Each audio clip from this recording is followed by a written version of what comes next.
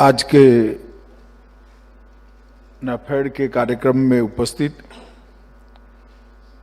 मध्य प्रदेश शासन के लोकप्रिय मुख्यमंत्री डॉक्टर शिवराज सिंह चौहान जी, हमारे साथी और देश के कृषि मंत्री श्रीमान नरेंद्र सिंह तोमर जी, मोदी जी की मंत्रिपरिषद में मेरे साथी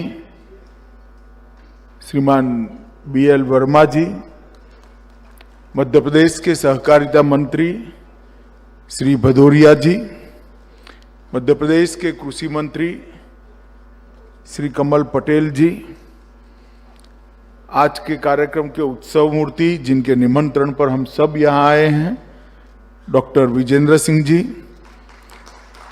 क्रिप्को के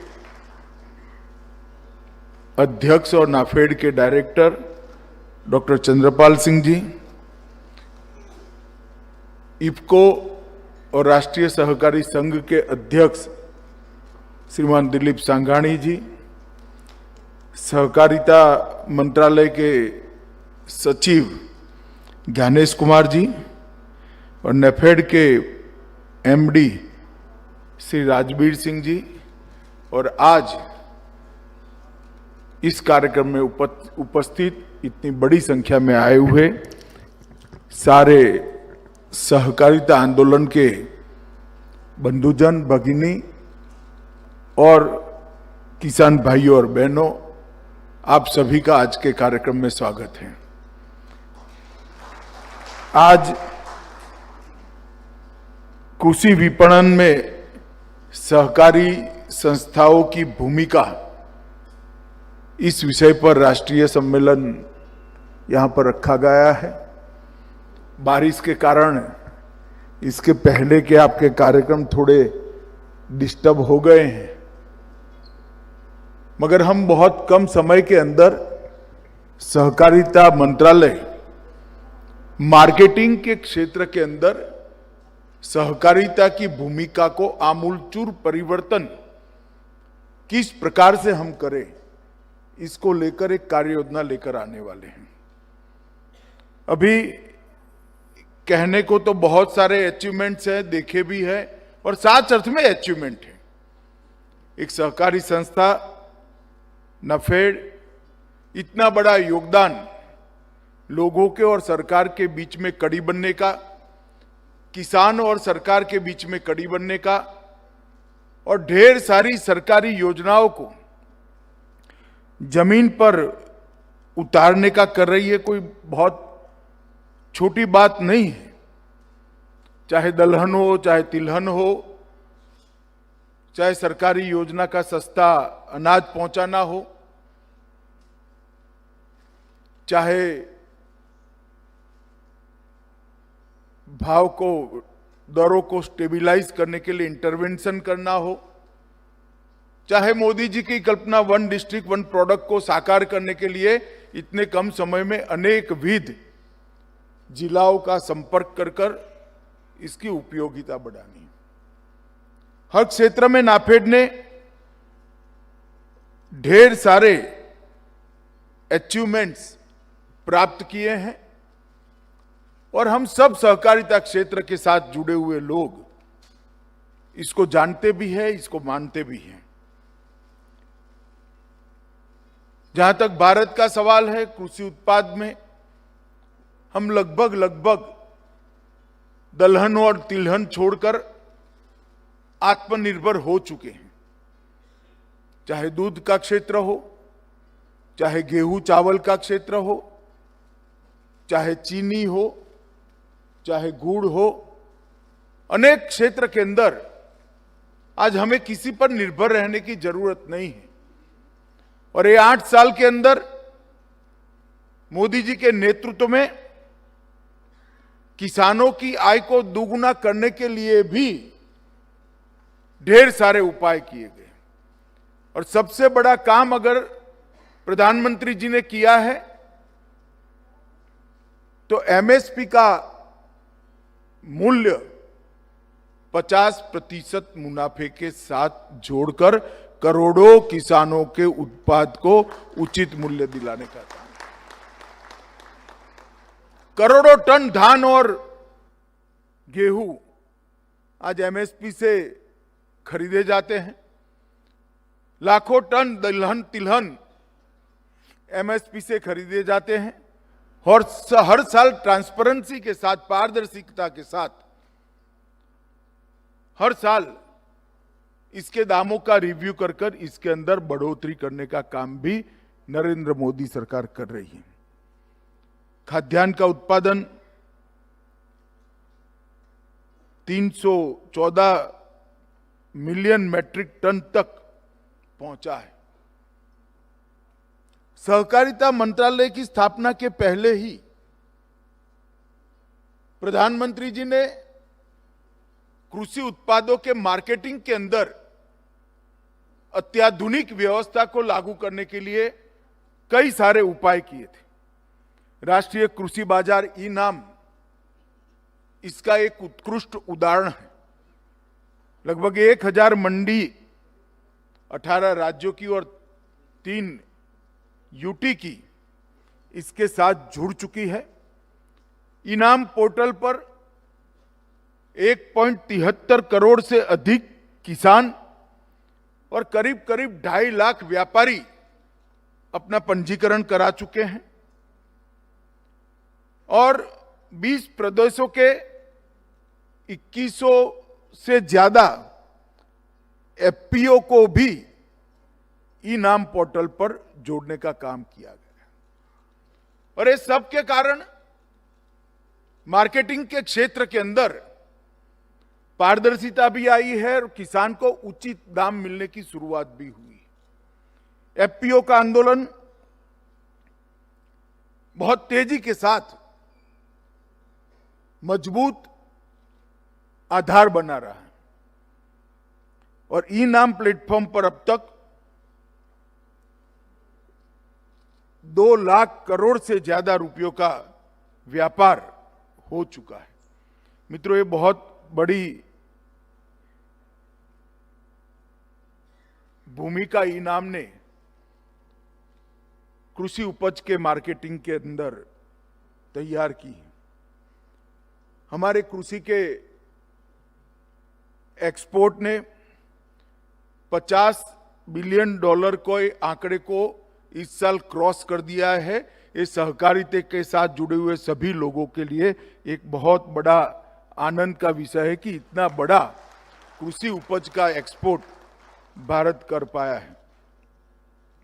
मित्रों, जहां तक सहकारिता के अंदर मार्केटिंग का सवाल है, अभी की व्यवस्था ने अब तक बहुत कुछ अचीव किया है, परंतु अगर हम चाहते हैं कि पैक्स से एपेक्स तक एक मजबूत मार्केटिंग की व्यवस्था खड़ी हो जाए तो सिर्फ नाफेड काम नहीं कर पाएगा।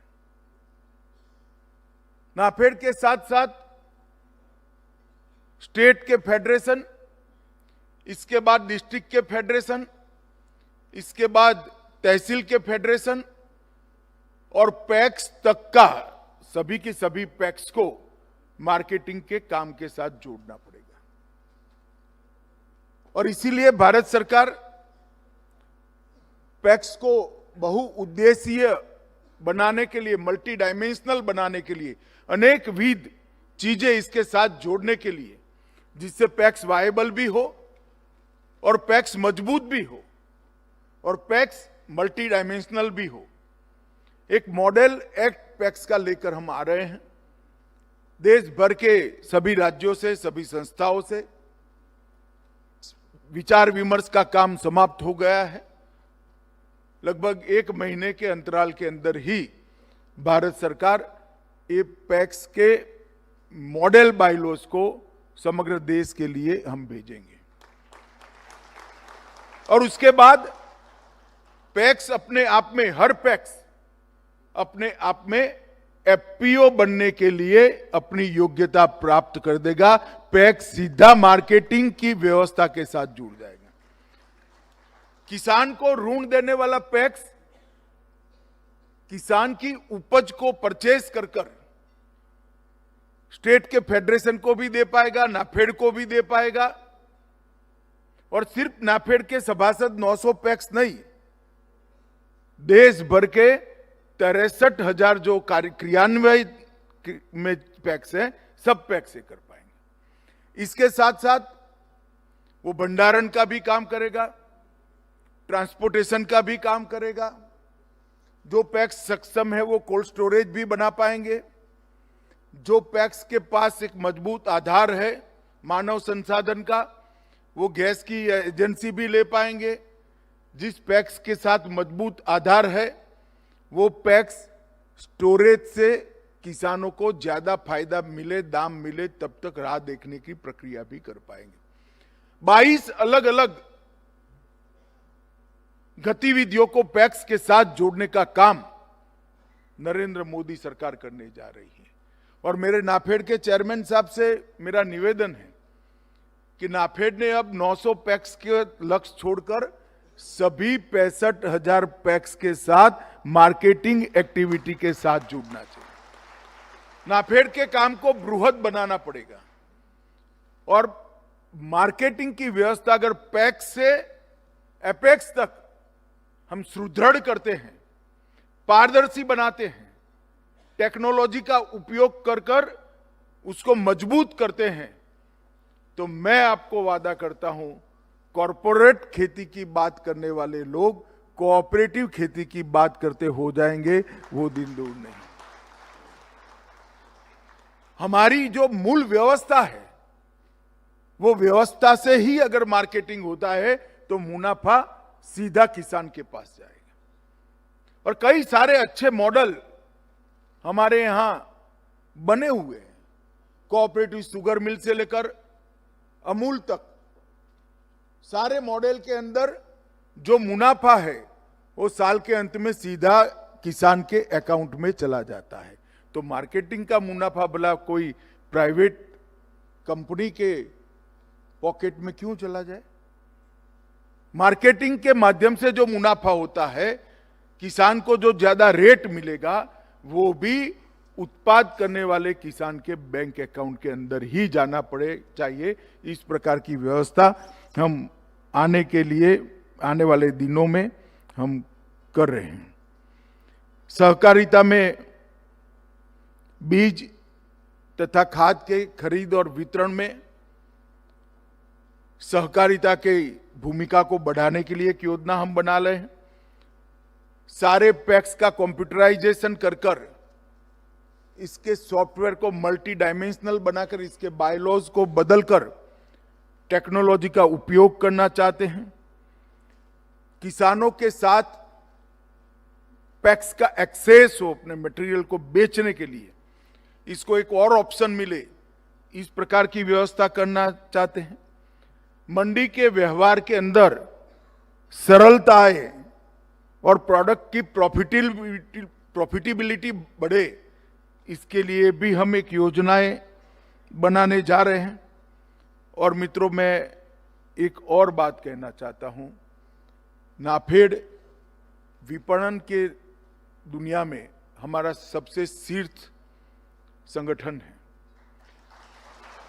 नाफेड ने अब सरकारी बैसाखियों के आधार पर चलना छोड़ देना चाहिए। मैं नहीं कहता कि सरकार की जो योजनाएं पहुंचाने हैं उसको बंद कर दीजिए, इसको चालू ही रखनी चाहिए। सरकार का दलहन तिलहन खरीदने की काम को चालू रखिए, मार्केट को स्टेबलाइज करने की प्रक्रिया को भी आप जरूर इंटरवीन करिए, मगर उसके साथ साथ ढेर सारे प्राइवेट कंपनियों को भी गेहूं भी चाहिए, चावल भी चाहिए, दलहन भी चाहिए, हर प्रकार के कृषि उत्पाद चाहिए। क्यों नाफेड अपने काम को विस्तृत न करे? आटा बनाने वाली कंपनियां क्यों मार्केट में सीधी जा रही है? नाफेड इतना मजबूत होना चाहिए कि हर प्राइवेट कंपनी नाफेड के पास से ही गेहूं ले जाए, इस प्रकार की व्यवस्था हम। और जब ये बनता है तब मुनाफा सीधा किसान के पास जाता है। चीनी जिन कंपनियों को चाहिए वो नाफेड से परचेस कर सकते हैं। और इसके लिए एक सुदृढ़ तंत्र जिला कक्षा के मार्केटिंग फेडरेशन से और राज्य कक्षा के मार्केटिंग फेडरेशन, दिलीप भाई यहां बैठे गुजको मासोल के चेयरमैन हैं। गुजको मासोल अनेक विविध चीजों को परचेज करता है। नाफेड अगर नोडल एजेंसी बनता है तो ऐसे देश भर के फेडरेशन की मटेरियल को प्राइवेट कंपनियों के मार्केट में और बाद में एक्सपोर्ट के अंदर भी वो कर सकते हैं। भारत सरकार ने मार्केटिंग के लिए एक नया इनिशिएटिव भी लिया है। एक ही महीने के अंदर हम एक एक्सपोर्ट हाउस की स्थापना करने जा रहे हैं, जो मल्टी स्टेट कोऑपरेटिव सोसाइटी होगी, जिसके अंदर क्रिप्को, इप्को, अमूल, नाफेड, ये सारे हमारे शीर्ष संगठन होंगे और किसान की छोटी चीज को, हैंडीक्राफ्ट की छोटी चीज को एक्सपोर्ट करने की व्यवस्था कोऑपरेटिव बेसिस पर हम करने जा रहे हैं। और जब एक्सपोर्ट करने की व्यवस्था कोऑपरेटिव बेसिस पर हम करने जा रहे हैं, उस वक्त अगर नाफेड सिर्फ सरकारी काम ही करेगा तो किसान को ये एक्सपोर्ट हाउस का फायदा कभी नहीं मिलेगा। नाफेड ने अपने काम को विस्तृत करना चाहिए और मैं नाफेड की टीम को भी कहना चाहता हूं कि आप लोगों को इसके लिए जो सहयोग की जरूरत हो वो लेकर जरूर सहकारिता मंत्रालय में आइए। भारत सरकार को आनंद होगा, मार्केटिंग की व्यवस्था में आत्मनिर्भर अगर नाफेड होता है तो बहुत आनंद होगा। हम हर प्रकार की मदद करने के लिए आज खड़े हैं। भारत सरकार ने एक नए इनिशिएटिव लिए। अब तक जैम का जो पोर्टल है सिर्फ सरकारी कंपनी और सरकारी पीएसयू और सरकारों के लिए ही सीमित काम करता था। हमने बड़े आग्रह से प्रधानमंत्री जी ने निवेदन किया और प्रधानमंत्री जी ने तुरंत ही कैबिनेट में इसको मंजूर किया है। 9 अप्रैल को हमने इसको लॉन्च भी कर दिया है। अब सारे कोऑपरेटिव्स अपनी परचेज जैम के माध्यम से पारदर्शी तरीके से कर सकते हैं और अपने आप को जैम में रजिस्टर कर सरकार में सप्लाई करने का भी काम कर सकते हैं। तो आप खरीद भी सकते हैं, आप बेच भी सकते हैं। तो बहुत बड़ी सरकारी खरीद का बाजार हमारे लिए खुल रहा है और बहुत बड़ा सरकार के गुडविल से बने हुए लाखों सप्लायर्स कोऑपरेटिव को सप्लाई भी कर सकते हैं। मगर इसमें पारदर्शिता आएगी, बोर्ड के कुछ मेंबरों का विरोध भी आएगा, क्योंकि अभी तो खरीद और बिक्री दोनों में कोई पूछने वाला नहीं है। पारदर्शिता आएगी तो थोड़ा विरोध आएगा, मगर हमें भी तो सुधरना पड़ेगा। सुधरना चाहिए, नहीं सुधरना चाहिए भाई, हमने भी सुधरना पड़ेगा। अगर सहकारिता पर भरोसा बढ़ाना है, इसमें पारदर्शिता लानी है, तो आने वाले दिनों में हमें इस दिशा के अंदर भी काम करना पड़ेगा। हम multi state cooperative society acts के अंदर भी बहुत सारे बदलाव लाने जा रहे हैं। मित्रों, हम अब देश भर में मोदी जी के प्राकृतिक खेती और जैविक खेती के अभियान के बाद ढेर सारे किसान प्राकृतिक खेती की ओर बढ़े हैं। मैं कल ही था तेलंगाना में, किसानों के साथ बैठक करा था। सभी किसानों ने कहा कि भाई हम कर तो रहे हैं, मगर अब ज्यादा किसान बढ़ेंगे तो बिकेगा नहीं, क्योंकि अब कुछ किसान ऐसे भी आ गए प्राकृतिक ऑर्गेनिक खेती के नाम पर, प्राकृतिक खेती के नाम पर खाद जिसमें उपयोग हुआ है, पेस्टिसाइड जिसमें उपयोग हुआ है, ऐसे भी उत्पाद बाजार में डाल दिए। तो प्राकृतिक उपज और ऑर्गेनिक प्रोडक्ट्स का क्रेडिबिलिटी डाउन हो रहा है, तो उसके सर्टिफिकेशन के लिए व्यवस्था करने की जरूरत है।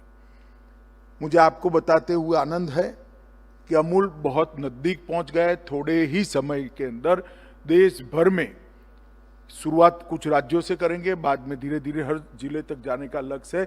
देश भर में भूमि की मिट्टी का परीक्षण और किसान के उत्पाद का परीक्षण कर ऑर्गेनिक है इसका सर्टिफिकेशन कर अमूल ब्रांड से मार्केटिंग की व्यवस्था हम करने जा रहे हैं, जिससे प्राकृतिक खेती करने वाले हर किसान को इसका फायदा मिल सके और ये मुनाफा अमूल के अकाउंट में नहीं जाएगा, क्योंकि कोऑपरेटिव बेसिस पर होगा। तो एक बेसिक कॉस्ट आपको जब आप माल मटेरियल दोगे तब मिल जाएगी। बाद में जो मुनाफा आएगा पर केजी सिमेट्रिकली बांट दिया जाएगा, तो किसान के बैंक अकाउंट में जाएगा। तो ये अगर व्यवस्था हम सफलता से कर सकते हैं, मुझे विश्वास है कर पाएंगे, क्योंकि अमूल का जिस तरह का हिस्ट्री है इसमें ये व्यवस्था अमूल अच्छे से कर पाएंगे। ये अगर कर पाते हैं तो ज्यादा रेट मिलने के बाद, ज्यादा दाम मिलने के बाद ढेर सारे किसान प्राकृतिक खेती की ओर बढ़ेंगे, इसका मुझे पक्का भरोसा है। मित्रों, हमने सहकारिता के क्षेत्र के अंदर एक नई सहकार नीति भी नरेंद्र मोदी सरकार लेकर आ रही है। सहकारिता की यूनिवर्सिटी बनाने का भी हमने काम हाथ पर लिया है। पैक्स को बहुउद्देशीय बनाने के साथ साथ इसके अकाउंटिंग की व्यवस्था भी नए सॉफ्टवेयर के अंदर अच्छे तरीके से उपलब्ध है। ढेर सारे इनिशिएटिव एक साल के कम समय के अंदर लिए हैं और हम चर्चा करे बगैर कुछ करना नहीं चाहते, इसलिए बहुत सारी चर्चाएं अब समाप्त होकर एक्शनेबल लेवल पर आ गई हैं। तो कुछ समय के अंदर ही सहकारिता क्षेत्र के अंदर एक नया ऊर्जा का अनुभव हम सब लोग कर पाएंगे और मार्केटिंग के क्षेत्र में भी पैक्स से लेकर क्रिप्को तक देश भर की सहकारी समितियों को जोड़कर मार्केटिंग की एक मजबूत चेन, एक मजबूत खाका हम बनाने जा रहे हैं। और मेरी बात फिर से मैं रिपीट करना चाहूंगा, आप याद रखिएगा, कॉरपोरेट खेती की जगह कोऑपरेटिव खेती का चलन भी बढ़ेगा, मांग भी बढ़ेगी और कोऑपरेटिव खेती सफल भी होगी। इस दिशा में आने वाले दिन में हम जा रहे हैं।